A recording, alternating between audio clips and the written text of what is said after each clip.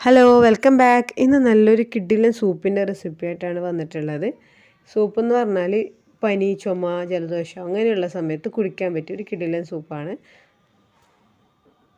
എല്ലാ നാട്ടിലും ഇപ്പം നല്ല തണുപ്പ് സീസണാണ്. അത് തണുപ്പ് സീസണിൽ എല്ലാവരും ഇമ്മ്യൂണിറ്റി വീക്കാവും. അപ്പോൾ ജലദോഷം പനിയൊക്കെ മാറി മാറി വരുന്ന സമയമാണ്. അപ്പോൾ കുടിക്കാൻ പറ്റിയ കിഡിലൻ സൂപ്പിൻ്റെ റെസിപ്പിയാണ്.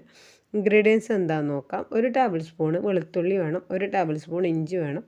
ബാക്കിയുള്ള സാധനങ്ങളൊക്കെ നിങ്ങൾ ഇഷ്ടത്തിനനുസരിച്ച് എടുക്കാം. ക്വാണ്ടിറ്റി കൂട്ടണമെങ്കിൽ ക്വാണ്ടിറ്റി കൂട്ടിയെടുക്കാം. ഇതിപ്പോൾ ഒരു 4 ആൾക്ക് കഴിക്കാൻ വേണ്ടിയുള്ള സൂപ്പിൻ്റെ റെസിപ്പിയാണ്.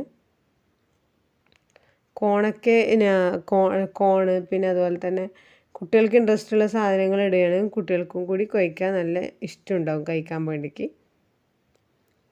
പിന്നെ ഇൻഗ്രീഡിയൻസ് ഒക്കെ നന്നായി ചോപ്പ് ചെയ്താണെങ്കിലും മക്കൾ വേഗം വായിലേക്ക് ഇറക്കാനും ഇതുണ്ടാവും. കാരണം ചില മക്കൾ സൂപ്പൊക്കെ കുടിക്കുന്ന സമയത്ത് അതിൻ്റെ നീര് മാത്രം കുടിച്ചിട്ട് വെജിറ്റബിൾ അവിടെ വെക്കുക ചെയ്യുക. അതിന് വേണ്ടിക്ക് നന്നായി ചോപ്പ് ചെയ്തെടുത്തിട്ടുണ്ട്.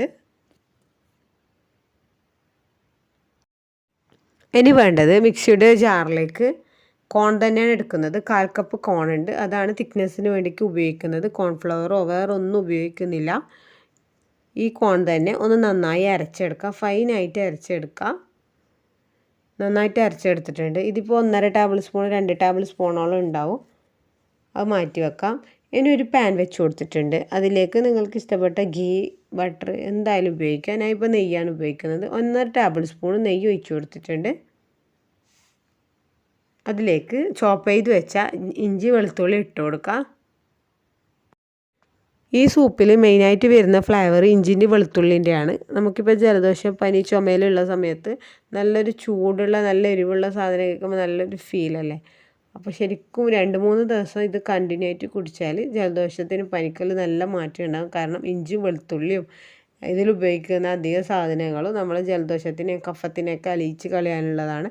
നല്ല തൊണ്ടക്ക് നല്ല ആശ്വാസം ഉണ്ടാകും. കുരുമുളക്, മഞ്ഞൾപ്പൊടി എല്ലാം നമ്മളെ കഫത്തിനെ അലിയിച്ച് കളയാനും നമ്മളെ തൊണ്ട നല്ല ക്ലിയർ ആകാൻ വേണ്ടിയിട്ടുള്ള സാധനങ്ങളാണ് ഉപയോഗിക്കുന്നത്. ഇനി അതിലേക്ക് ഉള്ളി ഇട്ട് വഴറ്റി കൊടുക്കുക. ശേഷം വെജിറ്റബിൾ ആഡ് ചെയ്ത് കൊടുക്കുക. നിങ്ങൾക്ക് ഇഷ്ടമുള്ള വെജിറ്റബിൾ ആഡ് ചെയ്ത് കൊടുക്കുക. ക്യാബേജ് ഉപയോഗിക്കുന്നത് ക്യാബേജ് ഉപയോഗിക്കാം. പിന്നെ ബ്രോക്കോളി, പിന്നെ കോളിഫ്ലവർ, സൂപ്പിൽ എന്തെല്ലാം ഉപയോഗിക്കുക ആ വെജിറ്റബിളിൽ ഉപയോഗിക്കാം. പിന്നെ അതിലേക്ക് ചിക്കൻ വേണമെങ്കിൽ ചിക്കൻ ഉപയോഗിക്കാം, മുട്ട വേണമെങ്കിൽ മുട്ട ഉപയോഗിക്കാം. പിന്നെ ക്യാപ്സിക്കം ഇട്ട് കൊടുത്തിട്ടുണ്ട്. അതുപോലെ തന്നെ കോണും ഇട്ട് കൊടുത്തിട്ടുണ്ട്. പിന്നെ മെയിനായിട്ട് ചിക്കൻ ക്യൂബ് ഉപയോഗിക്കുന്നെങ്കിൽ ചിക്കൻ ക്യൂബ് ഉപയോഗിക്കാം. ഞാൻ ഇപ്പോൾ ഒന്നും ഉപയോഗിക്കുന്നൊന്നുമില്ല. ചിക്കൻ ക്യൂബൊന്നും അത്ര ശരീരത്തിന് നല്ലതല്ല.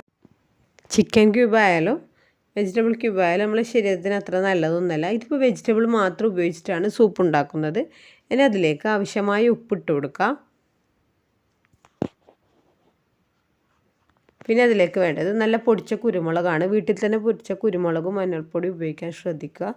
കുരുമുളക് ഒരു ടേബിൾ സ്പൂണോളം ഇട്ട് കൊടുക്കാം. കാരണം കുരുമുളകാണ് മെയിൻ നമുക്ക് ഇൻഗ്രീഡിയൻസ്. വേറെ പച്ചമുളക് ഒന്നും ചേർക്കുന്നില്ല. എരിവിന് വേണ്ടിക്ക് കുരുമുളക് മാത്രമാണ് ചേർത്ത് കൊടുക്കുന്നത്. പിന്നെ അതിലേക്ക് മഞ്ഞൾപ്പൊടി ഇട്ട് കൊടുക്കാം. കുരുമുളക് ശരിക്കും നമ്മളെ കഫത്തിനെ അലിയിക്കാനും നമ്മളെ തൊണ്ട ക്ലിയർ ആക്കാനുള്ള കഴിവുള്ള ഒന്നാണ് കുരുമുളക്. അതുപോലെ തന്നെ മഞ്ഞളും നമ്മളെ തൊണ്ട ക്ലിയർ ചെയ്യാനും അതുപോലെ കഫത്തിനെ അലിച്ച് കളയാനും പിന്നെ അതുപോലെ തന്നെ നമ്മൾ പ്രതിരോധശേഷി കൂട്ടാനും സഹായിക്കുന്ന ഒന്നാണ് മഞ്ഞൾപ്പൊടി. വേറെ സാധാരണ സൂപ്പിന് ഉപയോഗിക്കുന്ന സോസോ ഒന്നും ഇതിൽ ഉപയോഗിക്കുന്നില്ല. സാധാരണ വെജിറ്റബിൾ മാത്രം ആണ് വെച്ചിട്ടാണ് ഉണ്ടാക്കുന്നത്. ഇനി അതിലേക്ക് നല്ല തിളച്ച 800 ml വെള്ളമാണ് ഞാൻ എടുത്തിട്ടുള്ളത്. ഇപ്പോൾ 4-5 ആൾക്ക് കുടിക്കാനുള്ള സൂപ്പ് ഉണ്ടാവും. ഇത്